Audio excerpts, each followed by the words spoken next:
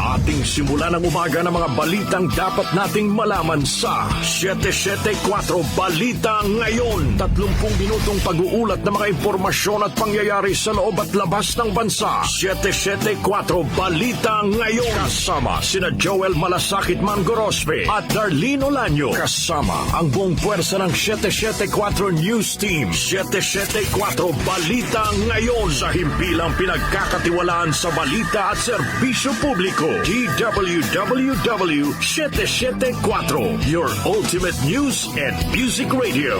At ngayon, narito ang inyong tagapagbalita.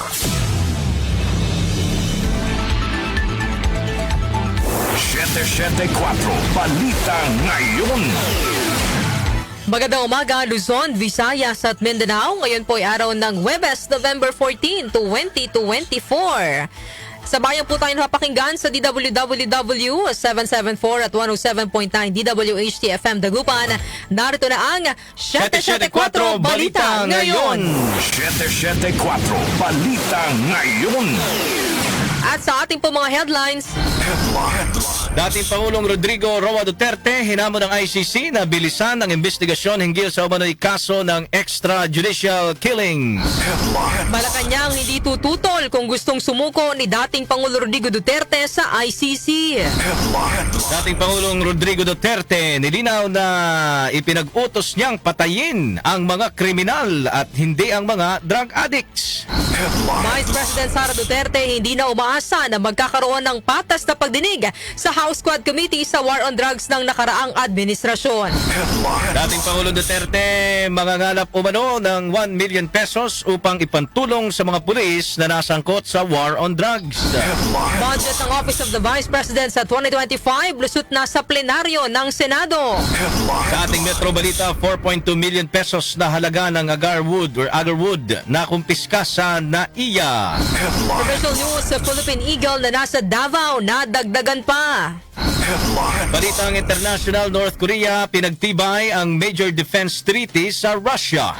Sa ating sports alert, the Golden State Warriors na naig kontra Dallas Mavericks sa pagbubukas ng NBA Cup.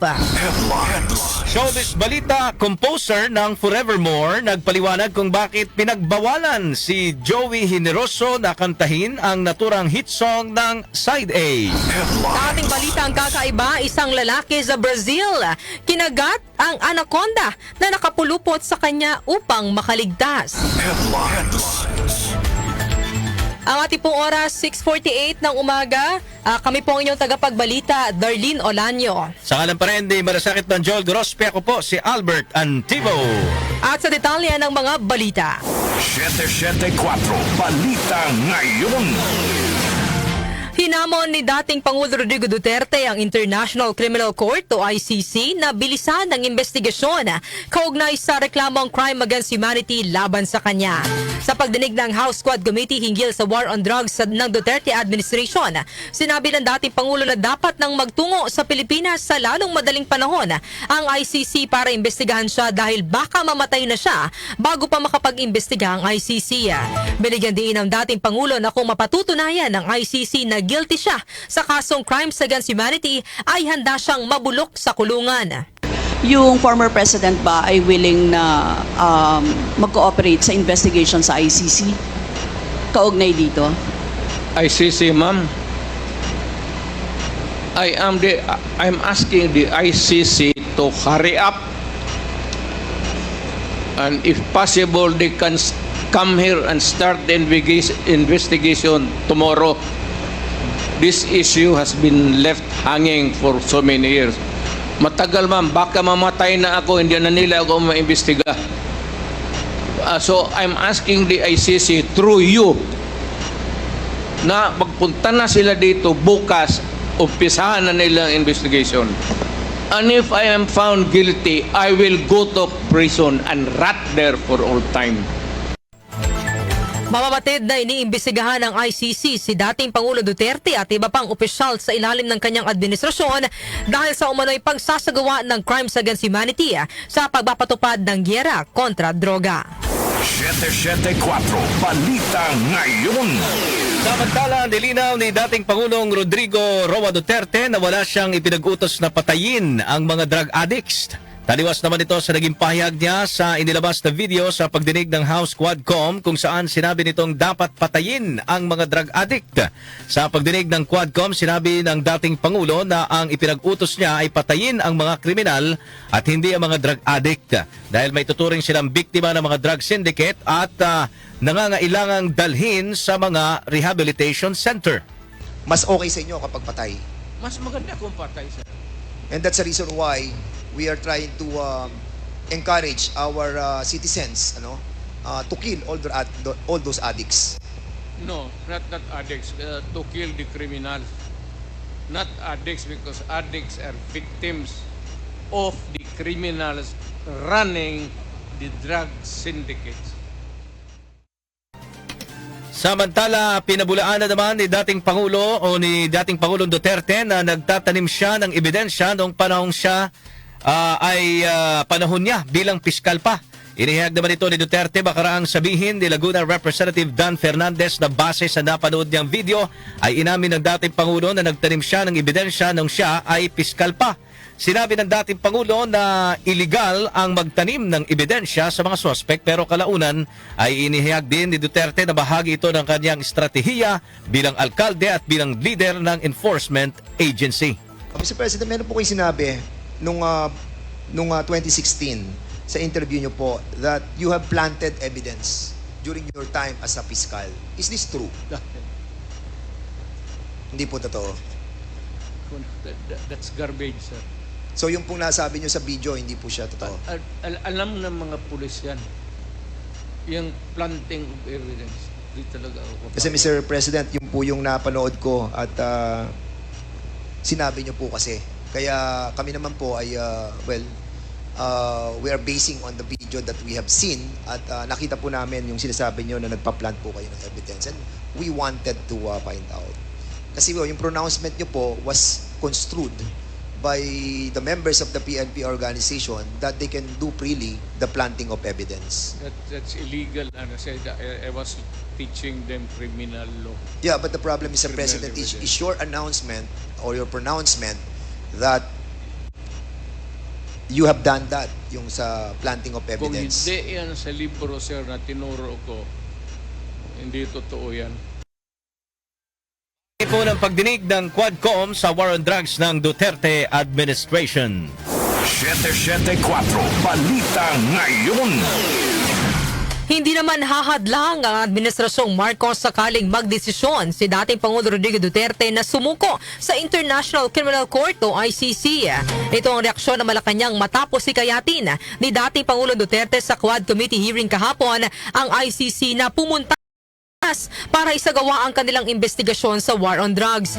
Ayon kay Executive Secretary Lucas Bersamin, hindi gagawa na anumang hakbang ang pamalaan para pigilan ang pagsasakatuparan ng hiling ni Duterte. Kung ang kaso ng dating Pangulo ay i-refer ng ICC sa International Police o Interpol, ay maaari itong magpadala ng red notice sa mga otoridad sa Pilipinas. Oras na mangyari ito ay susunod at may kipagtulungan anyang Administrasyong Marcos sa Interpol alinsunod sa umiiral na patakaran. Ang red notice ay ang ini-issue ng Interpol sa isang member state upang tugisin at pansamantalang arestuhin ng isang individual na wanted sa isang malaking krimen. 774 Balita Ngayon. Sa kaugnay pa rin na balita, pinabulaanan ni dating Pangulong Rodrigo Duterte ang statement ni self-confessed Davao Death Squad member Arturo Las Canas na siya ang nag-utos sa kung sino ang papatayin at kung saan dadalhin ang mga katawan ng napaslang. Sa pagdinig ng Quadcom, sinabi ng dating Pangulo na storyteller si Las Canas. Kinumpirma naman ni Duterte na kilala niya si Las Canas at nagtrabaho ito sa kanya sa loob ng 30 taon. Pinabulaanan din ng dating Pangulo na may kaugnayan siya sa narcotics trade at tinatawag na Lord of all Drug Lords at iginiit ni Duterte na hindi siya magiging Pangulo kung sangkot din siya sa illegal na droga. Si Las Canas na dating Davao City Police Officer ay unang itinanggi noong 2016 ang pagkakaroon ng DDS ngunit binawi niya rin ang kanyang naging pahayag noong 2017. 774 Balita Ngayon. Pumalag si dating Pangulo Rodrigo Duterte sa kagustuhan ni Gabriela Party List Representative Arlene Brosas na sumagot lamang ng yes or no sa kanyang katanungan sa pagdinig sa House Quad Committee ukol sa war on drugs ng Duterte administration. Partikular na itinanong ni Brosas kay Duterte ay kung ang kanyang ipinatupad na war on drugs ng maupo siyang Pangulo ay nakabatay sa Davao Model.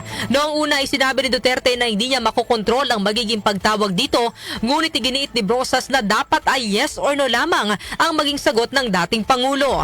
Doon na pumalag si Duterte at iginiit na hindi dapat siya diktahan na sumagot ng oo o hindi dahil hindi naman investigador si Brosas. Tama ba na tawagin po itong Davao Model or Davao Style, Mr. Chair? I cannot control the semantic. Mr. Chair, yes or no? approach. Davao Style. Do not ask me to answer yes or no. You are not an investigator. Mr. Chair, tayo po ay nasa investigasyon kasalukuyan, Yes, Mr. but you Chair. are not an investigator. Why are you asking me to answer Mr. Chair, yes or no? tinatanong ko lang naman. Point of Session order. suspended.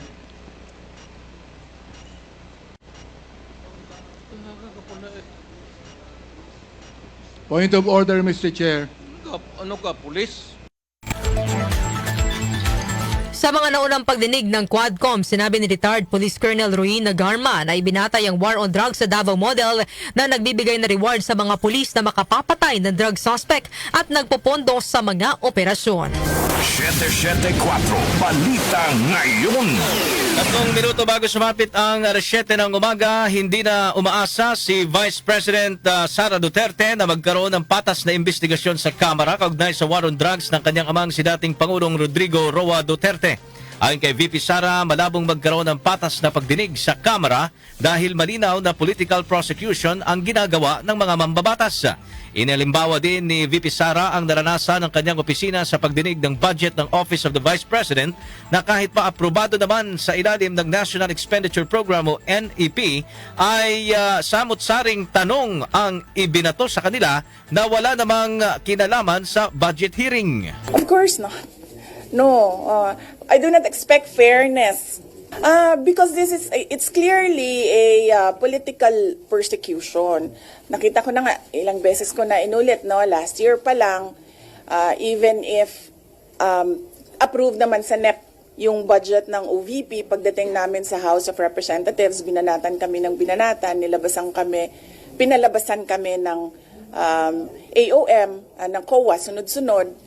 And then, ngayon, nakita natin, yung budget hearing namin, yung mga tanong hindi naman related sa mga proposals namin ng mga projects.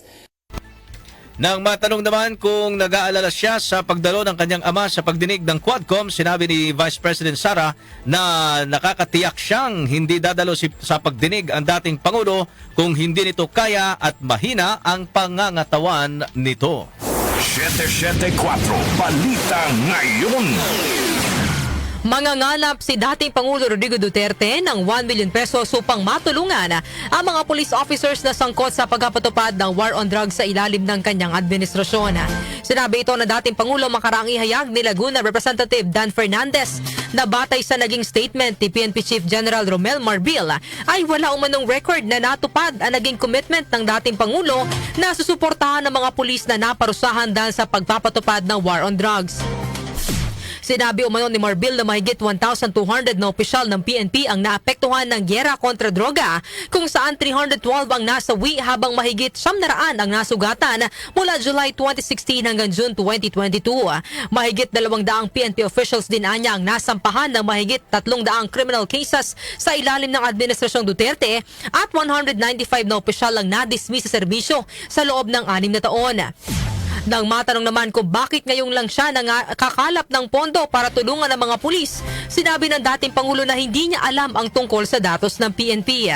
Kalaunan, sinabi ng dating Pangulo na tiyak siyang mayroong mga kung bakit napatawan ng dismissal ang ilan sa mga pulis. Inihayag din ng dating Pangulo na hindi nabanggit sa datos sa mga tulong na kanyang ibinigay sa mga pulis gaya ng rice benefits, pinasyal na tulong at sa pag-aaral ng mga anak nito. 774 Balita Ngayon. Samantala po naman, inaprubahan na sa plenaryo ng Senado ang 733 million pesos na 2025 budget ng Office of the Vice President o OVP. Personal na dumalo sa pagdinig ng budget ng OVP kahapon si Vice President Sara Duterte. Wala pang 10 minuto ay naaprubahan na ang budget ng OVP dahil walang mga senador ang nagtanong ukol sa 733 million pesos na budget na ipinanukala ng Senate Finance Committee. Samantala, sinabi naman ni Vice President Sara na nagpapasalamat siya sa Senado sa pag-accommodate at sa mabilis na aksyon sa kanilang OVP budget. Inihayag din ni VP Sara na bagamat walang commitment na ibinigay sa kanya ang mga senador kung maibabalik pa ang tinapyas na 1.3 billion pesos na pondo sa kanila ay na siyang maibabalik ng buo ang kanilang budget, lalo't malaking bagay ito para sa kanilang mga empleyado na posibleng manganib na mawala ng trabaho dahil sa binawasang pondo. Sakali naman hindi na talaga maibalik ang tinapyas na pondo sa OVP, sinabi ni VP Sara na pagkakasyahin na lamang nila kung magkano man ang pinal na halaga na ibibigay na budget sa OVP. 774 Balita Ngayon. Target ng Philippine National Police o PNP na maisampa sa korte ngayong linggo ang kaso laban kay dating PCSO General Manager at retired police officer Rui Nagarma. Ayon kay PNP Public Information Office Chief Police Brigadier General Jean Fajardo, kinukumpleto na lamang ng PNP ang mga kinakailangan dokumento upang tuluyang masampahan ng kaso si Garma kaugnay sa nangyaring pagpatay kay dating PCSO Board Secretary at retired General Wesley Barayuga at driver nito noong 2020. Bukod kay Garma, sabit din sa kaso si dating NAPOLCOM Commissioner Edilberto Leonardo. 774 Balita Ngayon. 2 minuto makalipas ang alas 7 ng umaga, kayo'y nakatutok pa rin sa 774 Balita Ngayon. Kinumpirma po ng Philippine Army at Police Regional Office 9 ang pagkakasawi ng 3 persons of interest o POI sa pagdukot sa American vlogger na si Elliot Eastman. Ayon kay PRO9 Director Police Brigadier General Bowen Joey Masauding, ito'y kasunod ng isinagawang hot pursuit operations ng pinagsanib na puwersa ng pulisya at militar sa border ng mga bayan ng Kabasalan at Naga sa Zamboanga, Sibugay. Kinilala ang mga nasawi bilang sina Abdul Sahibad at Fahad Sahibad na siyang tumulong o nagkanlong sa pagtatago ng iba pang mga sospek sa pagdukot kay Eastman. Napatay rin si Morsid Ahud na itinuturing na 7th most wanted person sa rehiyon dahil sa kasong pagpatay at mayroon ding outstanding warrant of arrest dahil sa mga kasong kidnapping, kidnap for ransom, extortion at theft. 774 Balita Ngayon. 7:04 na po ng umaga at tanggap muna tayo ng report mula sa ating 774 News Team. 774 News Report. News Report. Programa para sa homegrown agri-machineries, aprobado na ni Pangulong Ferdinand Marcos Jr. Narito po ang report ni Chanel Salazar. Inaprubahan ni Pangulong Ferdinand Marcos Jr. ang programa ng Department of Science and Technology para sa homegrown machineries na layong palakasin ang sektor ng agrikultura sa bansa. Sa sectoral meeting sa Malacanang, sinabi ng Pangulo na kumpiyansa siya sa programang ito dahil bukod sa pagiging locally produced ay mas mura rin ito. Ayon sa Pangulo, siya mismo ay nakakita na ng ganitong mga makinarya na ginagamit sa pagmimina at pagtatabas o paghuhukay ng lupa. Samantala, sinabi naman ni DOST Secretary Renato Solidum na ang shift na ito ng pamahalaan mula sa pag-aangkat na makinarya patungo sa pagtangkilik ng locally produced machines ay hindi lamang makakapag-ambag sa agri-sector ng bansa kundi maging sa manufacturing industry ng Pilipinas. Ako si Chanel Salazar ng DWWW 774, your ultimate music radio. Maraming salamat, Chanel Salazar. 774 News Report. News Report. Office of the Vice President o OVP, mayroon pa ring 600 million pesos na budget para sa mga social programs sa 2025. Yan naman po ang detalye or ang report na ididetalye sa atin ni Conde Bata. Conde. Makakatanggap pa rin ang Office of the Vice President o OVP ng pondo sa mga social programs nito para sa mga kababayang hihingi ng tulong sa opisina ni Vice President Sara Duterte. Ayon kay Senate Committee on Finance Chairperson Grace Poe, kahit nabawasan ang budget ng OVP sa susunod na taon, ay maaari pa rin makapagbigay ng tulong o ayuda ang opisina sa mga lalapit sa kanila. Anya tinatayang nasa 600 million pesos ang pondo para sa pang-ayuda ng OVP na nakapaloob sa 733 million pesos na 2025 budget ng ahensya. Posible pa ring mabago ang pondong ito kapag sumalang na ang OVP budget sa period of amendments. Pero depende ito dahil hinihintay pa rin nilang ipinasusumiting itemized allocations ng OVP na hanggang ngayon ay hindi pa rin naisusumite ng ahensya. Matatandaang nagmanifest sina Senators Bato de la Rosa at Bongo sa plenaryo na madagdagan o maibalik sa orihinal na budget proposal na 2 billion pesos ang pondo ng OVP sa 2025. Conde Batak ng DWWW 774, your ultimate music radio. Maraming salamat, Conde Batak. 774 News Report. News Report. Dating Pangulo Rodrigo Duterte inamin ang pagpatay sa 6 o 7 kriminal doong alkalde pa siya ng Davao City. Narito naman ang report ni Grace Mariano. Sa ika-11 pagdinig ng House Quad Committee, inamin ni dating Pangulong Rodrigo Duterte na pumatay ito ng 6 o 7 kriminal noong siya ay alkalde ng Davao City. Hindi naman nito pinangalanan kung sino ang kanyang mga pinatay basta't diin niya wala siyang pasensya sa mga kriminal. Muli din ay pinanindigan ni Pangulong Duterte ang kanyang utos kaugnay sa war on drugs na patayin ng mga pulis ang mga sospek na lumaban sa kanilang pag-aresto. Sabi ni Duterte may buhay din na dapat ingatan ng mga otoridad kaya pag lumaban ang sospek dapat itong patayin. Pero sa hearing ay mariing itinanggi ni dating Pangulong Duterte na may kinalaman siya sa pagpatay sa 3 Chinese drug lords sa Davao Prison. Ayon kay Duterte, wala din siyang kinalaman sa pagpatay kay dating PCSO board member at retired General Wesley Barayuga dahil hindi naman daw siya nagpapapatay ng general. Binanggit ni Duterte na wala din siyang alam sa mga kaso ng pagpaslang sa ilang alkalde sa ilalim ng kanyang administrasyon kabilang sina Ozamis City Mayor Reynaldo Paruhinog at 14 pang katao, Albuera Mayor Rolando Espinosa Sr., Tanawan Batangas Mayor Antonio Halili at kay Los Baños Laguna Mayor Cesar Perez. Tinanggi din ni Duterte na may kamay siya sa pagbomba sa mga moske sa Davao noong 1993, gayon din ang pagpatay sa mamamahayag na si June Pala. Ito si Grace Mariano para sa DWWW 774, your ultimate music radio. Maraming salamat, Grace Mariano. 774 News Report. News Report. PNP nagsasagawa na ng forced evacuation sa ilang barangay sa Cagayan dahil po sa inaasahang panandalasa ng bagyong Ophel sa lalawigan. Angel Garcia sa detalye. Dahil sa inaasang pagtama ng bagyong Ophel sa Cagayan Valley, inilikas na ng Police Regional Office 2 ang ilan nating mga kabayan. Sa katunayan, kahapon nagsagawa ang PRO2 ng forced evacuation sa mga residente ng Barangay Bakwit at Bawan sa Amulong, Cagayan bilang preventive measure. Sa inisyal ng datos ng PNP, nasa 11 pamilya o katumbas ng 31 mga individual ang pansamantalang dinala sa mga evacuation center. Sa ngayon, tuloy-tuloy ang ginagawang paglilikas sa apektadong residente dahil posibleng mamayang gabi maglandfall ang bagyo sa Cagayan. Samantala, katuwang ng Amulong Police Station ng Bureau of Fire Protection Amulo at ang MDRRMO sa paglilikas ng ating mga kababayan na nakatira sa mga tinaguriang high-risk areas. Kaugnay niya, narating na ng pulisya ang isolated barangay Dasun sa Cagayan na matinding hinagupit na magkakasunod na bagyo. Agad namang pinagkalooban ng family food packs ang mga apektadong residente. Angel Garcia ng DWWW 774, your ultimate music radio. Thank you, Angel Garcia. 774 News Report. News Report.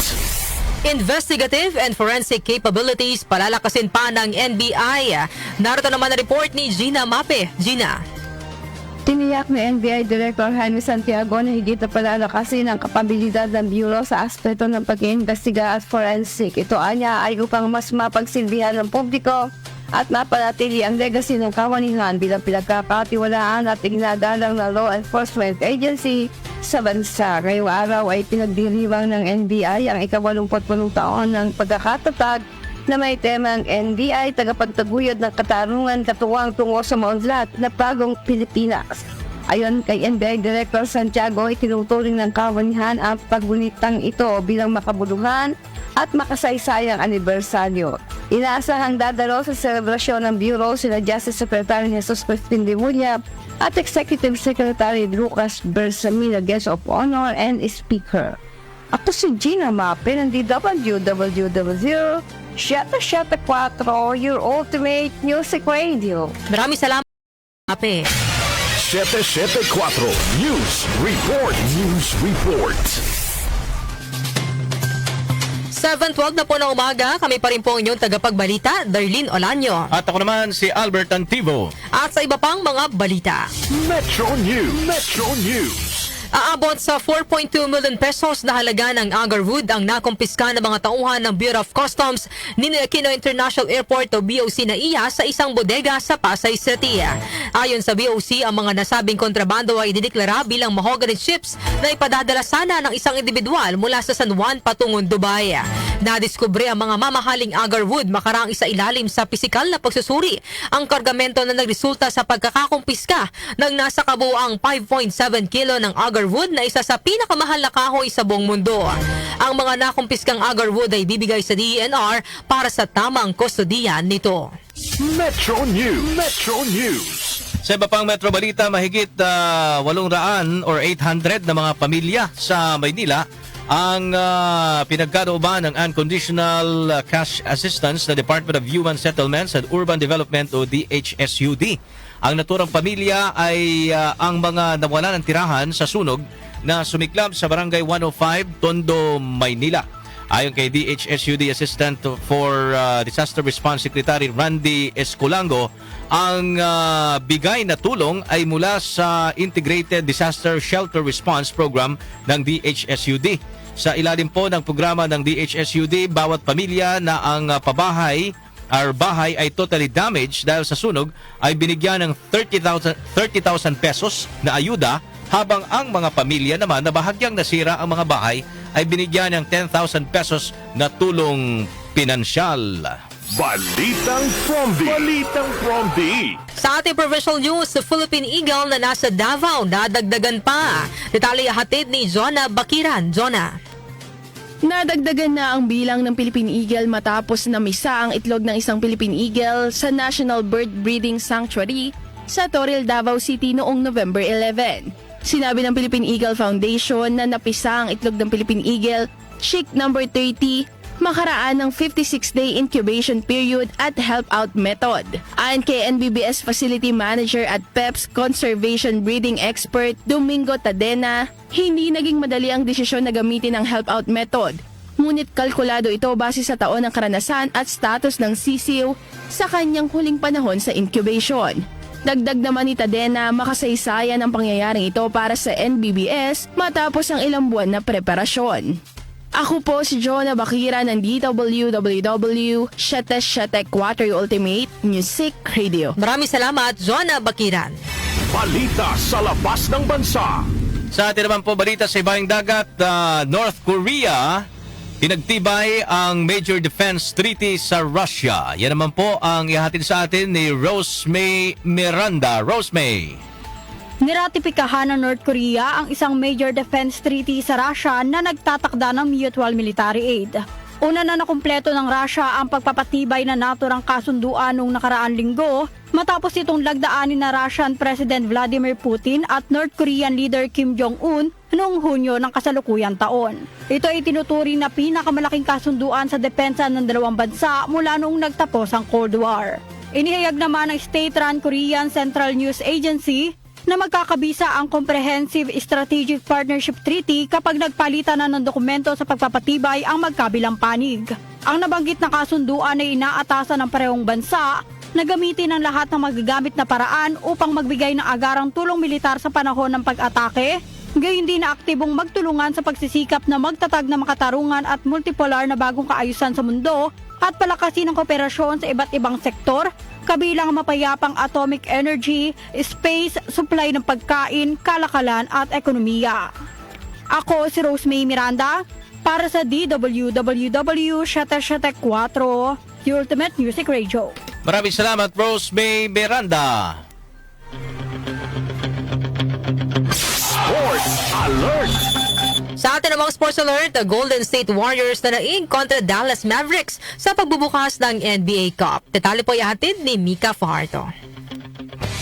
Umiscore si Stephen Curry ng 37 points upang ispal ng Golden State Warriors ang pagbabalik ni Klay Thompson sa Bay Area sa pamamagitan ng 120-117 win kontra Dallas Mavericks sa opening round ng NBA Cup kahapon. Sa kabila ng mainit na pagtanggap ng home crowd, nabigo pa rin ang kupunan ni Thompson kahit pa umiskor ito sa pamamagitan ng 6 na 3-pointer at nagtala ng 22 points dahil sa magandang fourth quarter performance ng dating kakamping si Stephen Curry. Nauuso ng Mavericks ang Warriors matapos magkaroon ng 6 na puntos na kalamangan, 114-108, may higit 3 minuto na lang ang nalalabig sa laro. Dahil dito nag-takeover si Curry at umiscore ng 10 unanswered points, kabilang ang isang step-back 3-pointer mula sa 28 feet mark ng court upang ilagay ang Golden State sa 118-114 lead bago magdagdag ng 2 late free throws upang salyuhan ng panalo. Samantala, nanguna naman si Luka Doncic sa mga scorer ng Dallas sa kanyang 31 points at 6 assists, habang nagdagdag din si Thompson ng 22 points at si Kyrie Irving ay may 21 points at 6 assists. Ako po si Mika Fajardo ng DWWW 774 Rules of Music Radio. Maraming salamat, Mika Fajardo. Showbiz Balita. Oy, makichismis naman tayo sa balitang showbiz. Composer ng Forevermore na nagpaliwanag kasi nagtrending to no? Kung bakit pinagbawalan si Joey Generoso na kantahin ang naturang hit song ng Side A. Ngayon, malalaman na natin sa report po ni Kenny Acosta ang dahilan kung bakit pinagbawalan. Kenny, anong latest dyan sa showbiz mo? Showbiz report mo? Happy Asambla sa Thursday morning mga beshi. Narito na ang mga latest chika sa mundo ng mga marites. Mga beshi, nagpaliwanag si Joey Benin, ang composer ng hit song na Forevermore ng bandang Side A, kung bakit hiniling niya kay Joey Generoso na huwag nang kantahin ang nasabing awitin sa mga solo performances nito. Kasunod ito ng pinag-usapang video sa isang concert ni Joey G sa ibang bansa kasama si Noel Cabangon, kung saan mapapanood na tumanggi itong kantahin ang hit song ng dating kinabibilangang banda dahil pinagbawalan umano siya. Sa isang pahayag, inamin ni Benin na totoong hiniling niya sa dating kasamahan sa banda na huwag nang kantahin ang Forevermore. Maliban na lamang kung kasama nito ang Side A, ngunit ito anya ay bilang isang personal na kahilingan at hindi desisyon ng buong banda. Lumapit anya siya kay Joey G, gayon din sa management nito, upang ihayag ang kanyang saloobin sa mga solo performances nito sa nasabing kanta, sa kadahilan ng nagkakaroon ng kalituhan ang mga audience sa identity ng Side A. Umaasa naman si Joey Benin na sa kabila ng kanilang mga pagkakaiba ay mareresolban nila ito ni Joey Generoso at sa hinaharap ay magkakaroon ng reunion ang Side A. Maliban sa Forevermore, ilan pa sa mga sumikat na awitin ng Side A ay ang Hold On, Tuloy Pa Rin, So Many Questions at All I Need. Samantala, mariin namang itinanggi ng aktresa si Bea Alonzo na karelasyon niya ang non-showbiz guy na kasama niya sa nag-viral na larawan kamakailan. Nitong November 10, nag-trending online ang screenshot ng inirepost na larawan ni Bea kasama ang non-showbiz guy na nakilala bilang si Joseph. Sa naturang larawan, hindi gaanong kita ang mukha ni Bea dahil natatakpan ito ng kanyang braso habang siya ay nakadungaw sa balikat ni Joseph. Sa Instagram account naman ni Joseph, makikita ang selfie nila ni Bea na in-upload noon pang October 13 na tila nasa isang bar. Dahil sa naturang litrato, ilang netizens ang naghinalang si Joseph ang bagong lalaking nagpapasaya ngayon sa puso ni Bea, makaraan itong mahiwalay sa fiancé niyang si Dominic Roque na nauugnay naman ngayon sa aktresa si Sue Ramirez. Sa pamamagitan ng isang Instagram story nitong Martes, binigyan linaw ni Bea Alonzo ang kumalat na balita at iginiit na kaibigan lamang niya si Joseph, kaya nagulat siya nang pag-isipan silang dalawa na may relasyon. At yan, hatid ko sa inyong mga showbiz chika, ang punyang showbiz reporter Kenny Acosta. Happy Asambla sa Thursday morning, everyone! Maraming salamat, Beshi ng Bayan, Beshi Kenny Acosta. Ayun. Sana ba to? Nandito rin ba si Doc Justin? Balitang kakaiba. At sa atin naman balitang kakaiba, ayan, isang lalaki sa Brazil, kinagat ang anaconda na nakapulupot sa kanya upang makaligtas. Haba? Ano kaya ang detalye dito sa balitang kakaiba? Hatid ni Doc Justin. Magandang umaga, Doc Justin. Good morning, Doc Justin. Ba't walang sumasagot? Wala ba si Doc Justin? Ha? Teka muna, sasanib muna. Hello. Ayan na si Doc Justin. Good morning. Good morning, Doc Justin. Good morning, Darlene. Good morning sa inyo, Joel at si Jackie, sa lahat ng nandito. Isang lalaki nga ito sa Brazil na pilitang kagatin ang umaatake sa kanyang green anaconda upang makaligtas, no? Batay sa ulat, biglang tumalon ang lalaki sa Amazon River upang pigilan ang anaconda sa posibleng pag-atake sa mga batang naglalaro doon sa ilog. Dahil sa lalaki, nakaligtas ang mga bata, ha? Ngunit, nalagay naman sa alanganin ang kanyang buhay nang unti-unting pumulupot sa kanyang kamay ang anaconda. Agad namang sumulong ang mga nakasaksi upang maialis ang anaconda sa kamay ng lalaki, ngunit mas lalo pang humihigpit ang pagkapulupot nito. Kaya naman wala nang ibang choice ang lalaki kundi kagatin ang anaconda, no? Na bumitaw din kalaunan. Ang mga green anaconda ay maaring umabot ng 20 talampakan. Oh, malaki-laki nga ito, no? Yung haba niya at yung bigat niya o yung timbang ay 550 pounds, Darlene. Non-venomous naman, no? Kaso nga lang parang sawa ito na hindi ka mamamatay sa tuklaw. Sa tuklaw, sa kaniyang kamandag, mamamatay ka sa ligkis. Anuhin ka niya. Pag napuluputan ka, no? Puluputan ka niya, no? So, ngunit, ginagamit nila ang kanilang katawan sa pagpulupot sa kanilang mga biktima hanggang sa hindi na ito makahinga bago nila lunukin ng buo. Yay, nakakatakot ito. Oo, so anong yung advice ganda para sa ating balitang kakaiba? Actually, no, hindi lang naman sa ilog may anaconda. No? Hindi lang sa ilog, sa bugubat may ahas. Pati sa totoong buhay. Sa totoong buhay, minsan nakaganda pa ng suot ng ahas. Ng mga ahas, ano? Ganun pa man, alam mo, itong mga ganito, no, mga wildlife, ito na mga species. Sila ay hindi kompleto ang ecosystem kung walang wildlife, no? Correct. Kaya alam natin kung saan sila naroon, lugar nila yun eh. Dadayo ka doon sa habitat nila.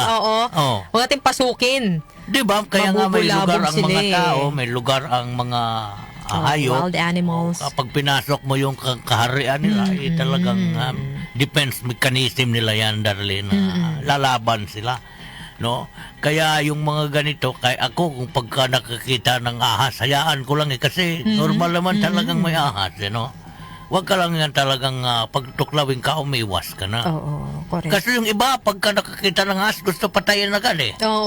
Kasi nga, siyempre, delikado rin doon sa mga bata, pero alam mo, kung sa bahay, ibang usapan din naman, Darlene. Siyempre, kaligtasan din naman yung pamilya mo. Kaya lang, di ba, minsan kaya din, di ba, from gubat, napupunta sa city yung mga ahas. Dahil siguro, nabubulabog yung kanilang habitat. Tsaka, isa pa ito na problema, Darlene. Sabi nila, dapat alamin mo muna kung venomous o non-venomous. Kung wala ka namang time na. Paano mo malalaman? Hindi mo mamalapitan yan eh. Tsaka hindi naman tayo lahat aral.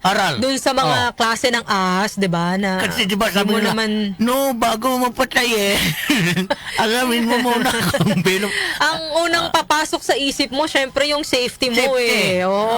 Kasi sabi, Anong klase mamaya iba pa yung minsan may ahas nagpapalit-palit ng kulay din. Diba? Ganun nga mga kanyosik. Di baling may ahas sa gubat, wag lang sa katrabaho, wag lang sa mga wala kaibigan. Sa pamilya o kaibigan. Wag nating ugali-ugaliin ang pagiging ahas, ha? Okay, sige. Ayan na, okay na yan.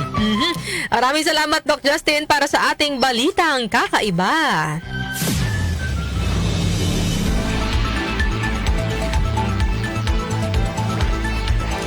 At yan po ang mga may init na balita ngayong araw ng Huwebes, November 14, 2024. Kami po ang inyong tagapagbalita, Darlene Olanyo. Sa ngalan di Malasakit ng Joel Grospe, ako po si Albert Antivo. Napa sa inyo ang 774 Balita Ngayon. 774 Balita Ngayon. Advance Merry Christmas, mga kanyose! Ba't parang si Doc Justin yung Santa Claus? Kaya nga eh. Ilan days na lang ba? Mayroon na lang tayong 41 days. Ayan, bago ang araw ng Pasko. Merry Christmas sa ating lahat. Nakatayo na ba ang mga Christmas tree ninyo? Ayan, May mga decoration na ba? Nakapaglista na ba ng mga reregaluhan? Oo, kung wala, hindi kaya. Wag kang ma-pressure. Alam mo, napipressure kasi yung mga ninong-ninang pagka, diba, lalo na kung ibang nag-resign before ng Nako, baka yung iba dyan magpaplanong mag-resign. Wag muna, ha? Dahil... Wag muna? Dahil yung, sayang yung bonus, no? Yun nga. Hold na yan, mga kanyusik. Maraming salamat sa inyong pagtutok sa ating balitaan, mga kanyusik. At magbabalik po ang opinion mo, opinion ko. Merry Christmas!